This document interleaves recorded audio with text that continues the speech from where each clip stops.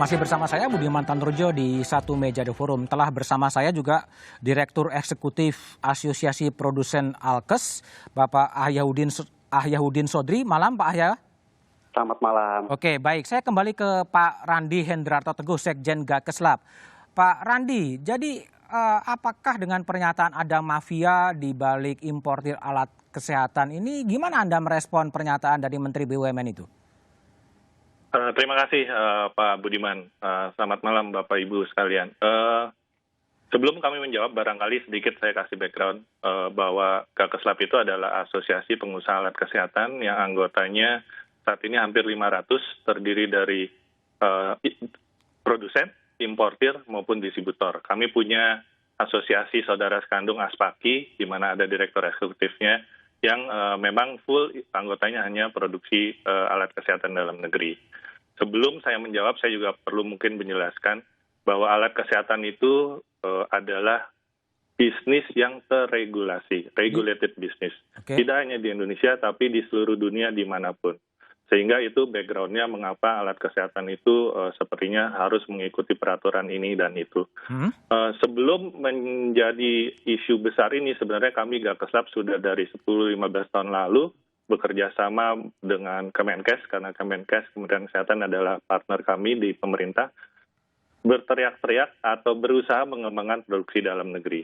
Jadi memang saat ini sangat disayangkan dengan adanya wabah, kok sepertinya baru nih pemerintah ataupun siapapun stakeholder yang mulai memperhatikan alat kesehatan. Karena sebenarnya kami sudah berjuang sejak 10-15 tahun lalu.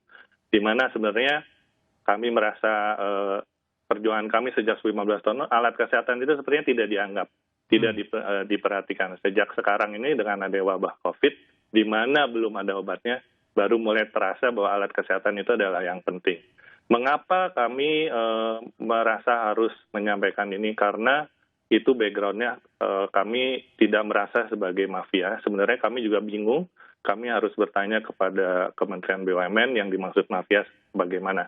Karena kami adalah pengusaha alat kesehatan yang artinya tadi terregulasi, kami punya izin resmi, produk-produk kami punya izin, lalu kita punya kompetensi di bidang produksi, ekspor, dan import, tersebar di seluruh Indonesia.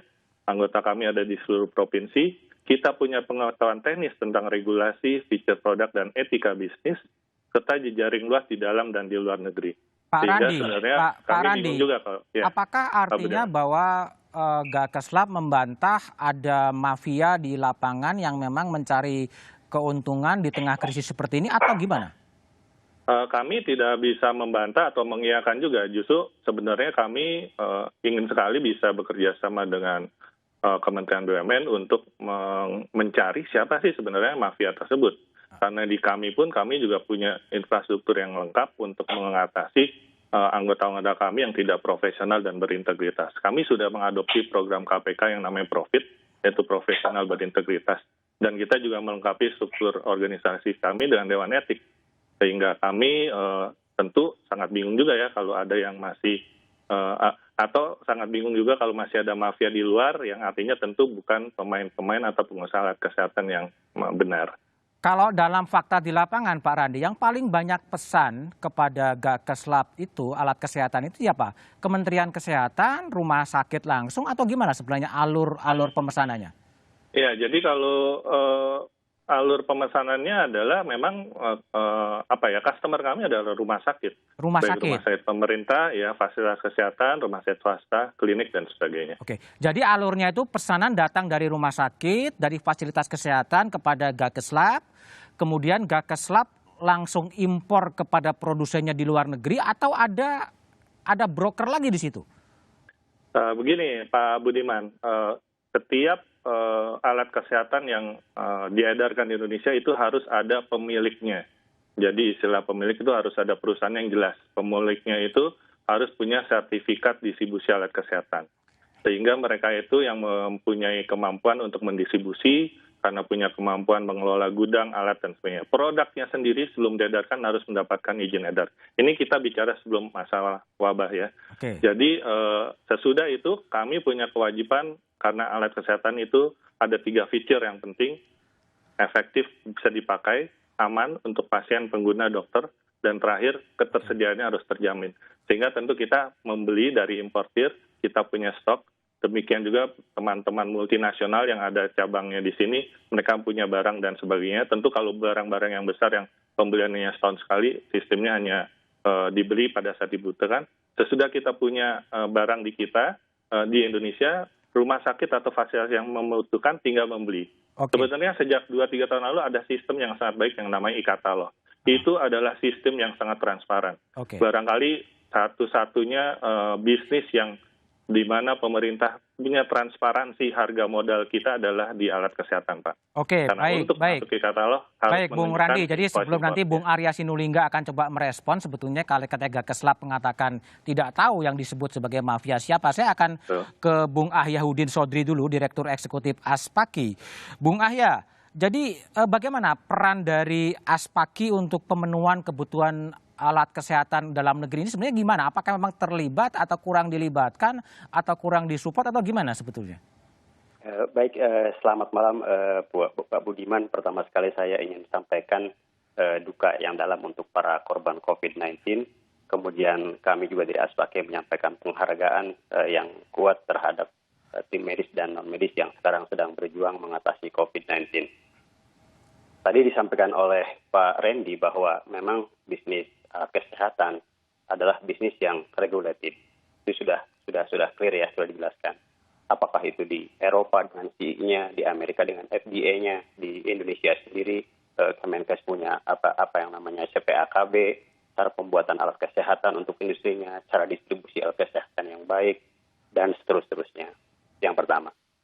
Yang kedua, kita juga harus paham bahwa beberapa alat kesehatan itu bukan produk massal. Bahkan ventilator sekalipun itu dalam konteks industri itu bukan dikatakan produk yang sangat besar. Jadi kalau satu rumah sakit misalnya dibayangkan hanya membeli 10 ventilator dan di Indonesia ada sekitar 3.000 rumah sakit saat ini tuh, maka hanya hitungannya ada 30.000. Bung Aya, apakah betul kemudian alat-alat kesehatan produksi dalam negeri ini mendapatkan kesulitan izin edar? Tidak, saya pikir itu bukan konteksnya. Produk alat kesehatan dalam negeri lebih kepada market acceptance. Jadi, market acceptance artinya apa itu? Marketnya belum bisa terima karena kualitas, karena produksi atau seperti apa? Nah, ini karena budaya, Pak Budiman. Budaya? Kalau saya sering mengatakan bahwa sejak zaman kemerdekaan produk-produk yang dijual di Indonesia itu adalah produk impor, sehingga sudah sampai melekat kepada para user, dokter, perawat bahwa alat kesehatan itu adalah produk impor. Dan itu kemudian yang membuat tumbuhnya yang adalah bisnis daripada importir.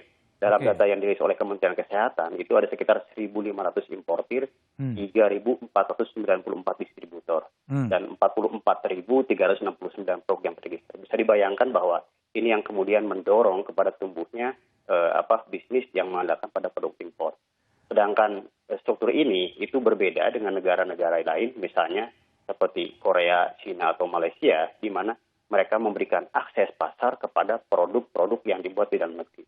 Saya pikir itu yang Pak Aya, kalau kita bicara soal spesifik, sebetulnya market share, katakanlah untuk ventilator, ya, untuk ventilator atau alkes yang lain, berapa produk lokal ini bisa masuk dalam pasar?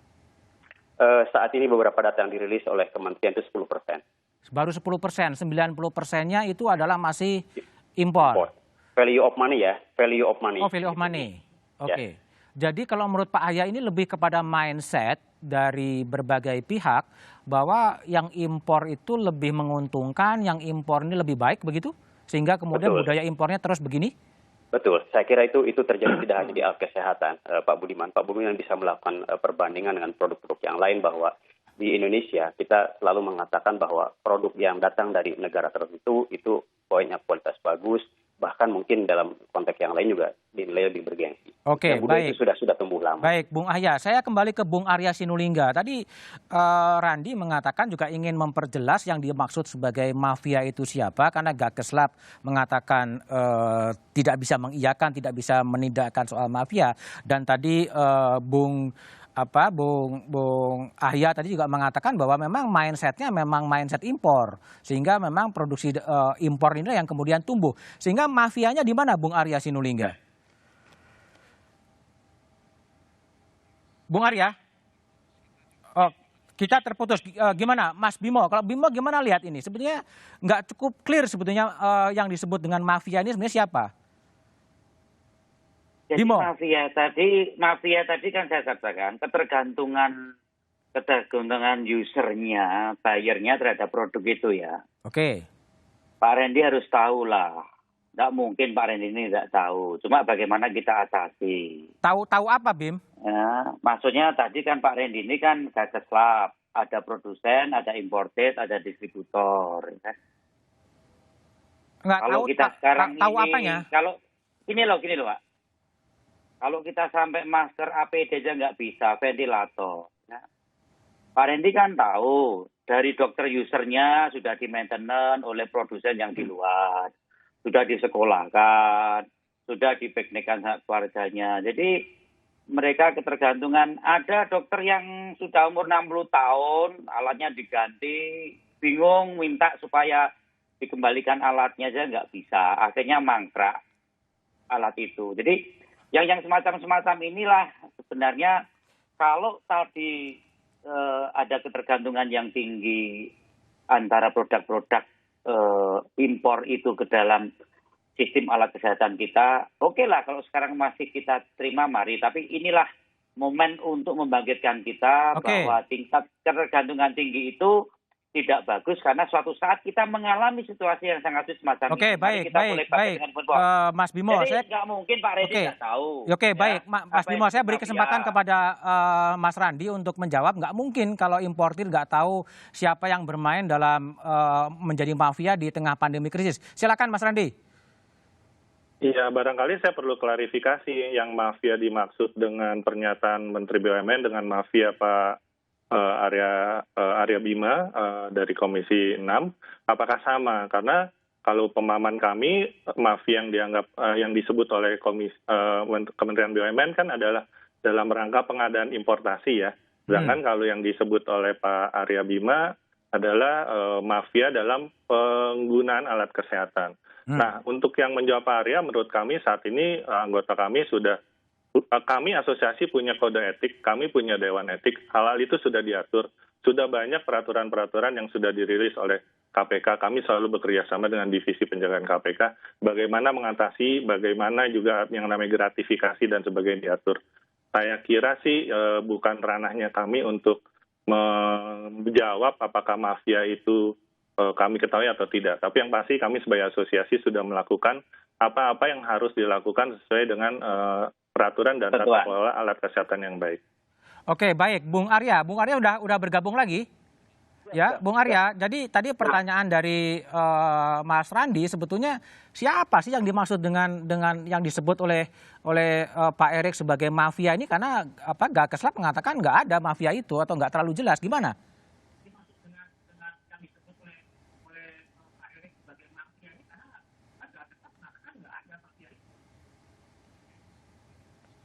Jadi yang harus kita lihat adalah ini kan kenyataan. Kita sudah sampai tahun ini itu sudah masih impor juga gitu barang-barangnya itu. Alkes kita masih impor. Tadi Pak Arya Bima juga mengatakan, bayangkan masker saja impor, APD saja bahan bakunya impor gitu. Jadi kan ada sebuah kecenderungan bahwa ini kita membangun ketergantungan kepada impor gitu. Jadi seakan-akan ini ya dilihat bahwa lokal ini tidak mampu, padahal pabriknya ada di Indonesia gitu. Cuma bahan bakunya dari luar. Iya, tapi kan ini tadi kalau Bung Arya, ini kan soal mindset bahwa orang mengatakan yang impor merasa lebih baik sehingga memang budayanya adalah impor. Dan jadi poin pertanyaan adalah siapa mafia yang dimaksud ini sebenarnya siapa? Nah, gini, yang mengatakan lebih baik siapa? Apakah APD di dalam negeri lebih tidak baik daripada luar negeri? Buatnya semua di sini loh. Itu semua buat di sini APD. Masker saja buat di sini. Dan kita impor, kita ekspor ke Korea, kita ekspor ke Cina, habis itu kembali lagi ke Indonesia. Kita impor lagi gitu. Ini kan kita harus lihat bahwa bahwa ini kualitas lebih baik. Ini buatannya Indonesia dalam negeri. Oke, baik. Oke, Bung Randi silakan. Ya, barangkali kami sih sepakat dengan pernyataan Pak Arya Sinulinga dan Pak Arya Bima bahwa alat kesehatan itu harus dibangkitkan keberadaannya produk dalam negerinya. Kami juga sudah melakukan berbagai macam cara dari 10 tahun yang lalu. Anggota kami pun banyak sekali yang sudah bertransformasi menjadi produksi dalam negeri, menjadi anggota ASPAKI. Teman-teman multinasional pun banyak sekali yang ingin menalurkan investasi ke Indonesia. Tapi mengapa itu tidak terjadi? Nah, kita sebenarnya punya analisanya. Kalau punya waktu sebenarnya saya bisa sampaikan, tapi barangkali itu perlu satu sesi sendiri ya. Nah, kalau pendek apa analisanya? Ya, jadi sebenarnya Pak gini, produksi dalam negeri itu masker itu sudah ada 14 pengusaha sebelum masa wabah. 14. APD coverall itu sudah ada 6, tapi 6 dan 14 itu produksinya itu berlebih, bahkan sebagian sehingga menjadi ekspor. Nah, jadi pada saat sekarang kebutuhan meningkat, tiba-tiba memang tentu kapasitas produksi harus dikembangkan. Nah, mengapa itu terjadi? Saya sepakat dengan Pak Ahyanuddin bahwa mengapa produksi dalam negeri tidak berkembang bukan hanya persepsi produk impor lebih bagus, tetapi adalah dukungan untuk memakai produksi dalam negeri. Barangkali saya bisa sarankan sedikit Pak, mungkin bisa saya sarankan untuk Pak Arya Sinulinga di BUMN mengerahkan rumah sakit di bawahnya untuk selalu memakai produk dalam negeri. Sehingga dengan sendirinya investasi produk dalam negeri akan banyak, Pak. Baik. Bung Ahya, jadi ada tantangan juga dari Bung Randi tadi, tapi untuk mencoba menggunakan produksi dalam negeri. Tapi sejauh mana kemampuan dari Bung lokal untuk bisa memenuhi permintaan dari market dalam negeri? Baik, Pak Budiman. Saat ini menurut catatan dari Kementerian Kesehatan ada 242 industri lokal alat kesehatan yang terregistrasi dan 100 anggota menjadi 100 dari industri menjadi anggota ASPAKI. Saya pikir sudah sangat jelas dijelaskan tadi bahwa produk alat kesehatan sebelum bisa dijual itu harus melalui sertifikasi. Di Indonesia sendiri itu harus melalui sertifikasi dari Kementerian Kesehatan yang disebut alat kesehatan dalam negeri. Artinya produk dalam negeri ini sudah berkualitas.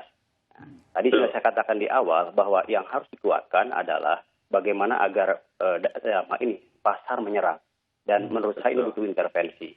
Di pasar yang sudah terbangun berpuluh-puluh tahun dengan mindset produk impor harus dirubah menjadi bahwa mereka akan bisa mau menggunakan produk lokal. Dan tadi saya kira Pak Randy sudah sangat jelas, saya juga memang sudah sering mengusulkan seperti itu bahwa seharusnya inisiasi untuk menggunakan produk lokal bisa dimulai oleh rumah sakit pemerintah dan jumlahnya kan sekitar 1.500 rumah sakit pemerintah.